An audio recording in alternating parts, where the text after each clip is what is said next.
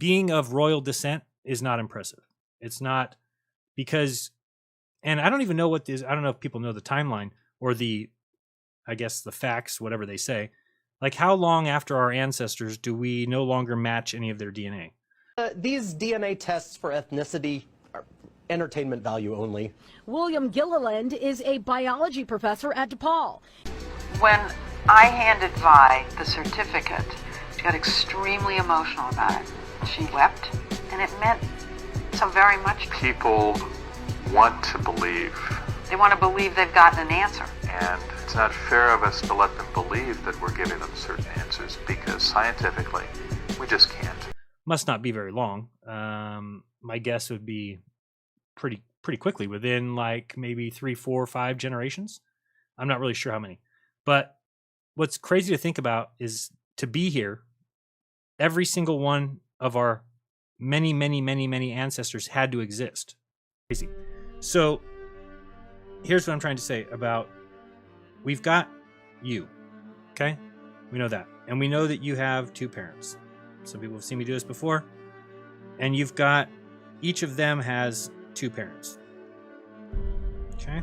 And each of them has 2 parents. So you'll notice what we're doing is we double each time. Okay? So we went from 1 to 2 to 4 to 8. That continues on and on and on and on, so on and so forth. So if we take a calculator and we want to figure out just in a short, and this is only 25 years per generation. Okay, which is about right. It's the average age of having a baby.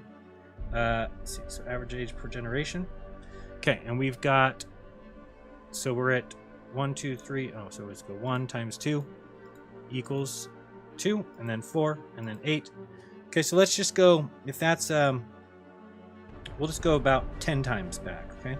So we're at 1 times 2 equals 2, then 4, then 8, so we're at 3. So now we're going to go 4, 5, 6, 7, 8, 9, 10. Okay, so just 10 generations back, this 8 becomes a 1024. Okay, and we'll just pretend that all these little heads are in here. We have 1024. Here's where people get confused. People said, oh, but you're counting all these people before. No. We're not worried about the 8. We're not worried about the 4. We're not worried about the 2. We're not worried about the 1. We're not worried about any of the numbers in here. That back at this point in time, you had 1024 ancestors. How long ago was that? Well, it was only 25 years times 10. So it was 250 years ago. So we're talking about the year 1750, let's say. Okay, around 1750, you would have had 1024 ancestors. Okay. Now, in my opinion, I don't think you actually probably don't share much with them, but I'm not a biologist, so I wouldn't know that exactly. But I think there is a certain point where you don't, because I think you get 50% of your genes from your parents, and then everything else is like a mixture of grandparents, but pretty close. Not 10 generations back, I don't think. Could be wrong on that. You'll have to check that one out. But remember that if we pulled just one of these, okay, just one. Oops, so I'll do this one. Thank you. If we pulled just kind of a different color, thank you. If we pulled just one of these people out, this guy here, you don't exist. As crazy as that sounds, it's not you, because again, as soon as that person's gone, then you would have somebody marry somebody else, and then you've introduced a whole new. So as far as it being you, it has to be those people, which is a crazy thought. I mean, think about it. It means that you are right now one of 1,750 people that's going to be, 1024, that's going to be required to need in order to birth somebody that's going to be 250 years down the road. That you are part of that, unless you don't have kids, and then you are wasting your time here. No, I'm just kidding. So it's crazy when we go back in this thing, because how many people know their parents? Well, pretty much everybody. How many people know their grandparents? Pretty much everybody. How about great-grandparents? I run out there. I don't know any of my great-grandparents from one side. I think I know one, and nobody from this side. So then you go back further, I'm lost. I don't have anybody, So the way that they say this works, and so I've talked about this before because people flip out on it, is yes, if we go back much further, we're going to get to crazy numbers, right? So we were at 1024 at 10 generations. Oops, sorry. 1024 at 10 generations. And we can keep going. So let's go to 20. So we're going to go another 250 years, right? 11, 12, 13, 14, 15, 16, 17, 18, 19, 20. Okay, so at 20 generations, we are at 1,048,576. Okay? That's insanity. Pretty much insanity.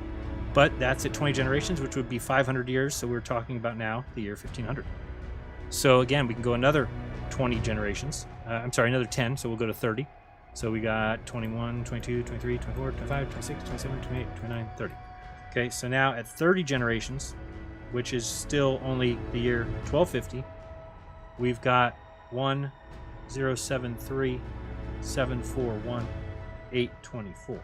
Okay, that's 1 billion, and that was the year 1250. So if we look up the population in 1250, if you believe any of this stuff, we're just doing it for examples purposes. Many of us, like myself, believe in a reset, and so a lot of this doesn't even jive. I think that the growth rate percentage is much higher than they give us. Not right now. I don't think people are having babies now. But so the population in 1250 was 416 million. So if that's the population, then we can't possibly have 1 billion ancestors 30 generations ago. So even at 1250, we run into a problem. For me, I believe that it's because we're more recent than we think. Otherwise, it gets a little bit hard to even rectify how that could happen. Hank Greeley is concerned that the science isn't really there yet for you to be giving them the name of a tribe. I think for most companies, I would be concerned too. But what about your own company? We have He the didn't largest... exclude you. He included you. But we have the largest set of sequences from Africa. And so with that, we're able to provide some level of probability in terms of frequency. But he would say that even though you have the largest database, it's still small on the scope of things. As I said, I share those concerns. About yourself. Our DNA. And that's the rub. This business of genetic genealogy is fraught with limitations. For one thing, it can only provide information about a tiny fraction of our ancestry. Because we get half our DNA from our mothers and half from our fathers, almost all of our DNA gets shuffled and remixed every generation, making it impossible to trace what comes from whom. There are just 2 bits of DNA that remain pure: the Y chromosome, which passes directly from father to son, and something called mitochondrial DNA, which passes unchanged from mother to child. Hank Greeley, a law professor at Stanford University, has studied this new field. He worries that people don't realize just how many ancestors they actually have. 8 generations ago, both you and I had 256 great-great-great-great-great-great-grandparents. Wait, you're saying that if you go back 8 generations, we have 256 great-great-great-grandparents? Yes, it doubles every generation. So you've got 2 parents, you have 4 grandparents, you have 8 great-grandparents, 16 great-great-grandparents, and it adds up fast. It adds up so fast, in fact, that if you go back 20 generations, you've got over 1 million grandparents. 1,048,576 to be exact. And in each generation, DNA testing can provide information about only 2 of them. So you could be Peruvian on your mother's mother's mother's side, Japanese on your father's father's father's side, Swedish on everything else. And you'll never know. And you'll never know the Swedish from the Y chromosome or the mitochondrial DNA. Now, you've looked at several of these companies that are doing these tests. Yes. Do you think that they explain what you just explained to us? No.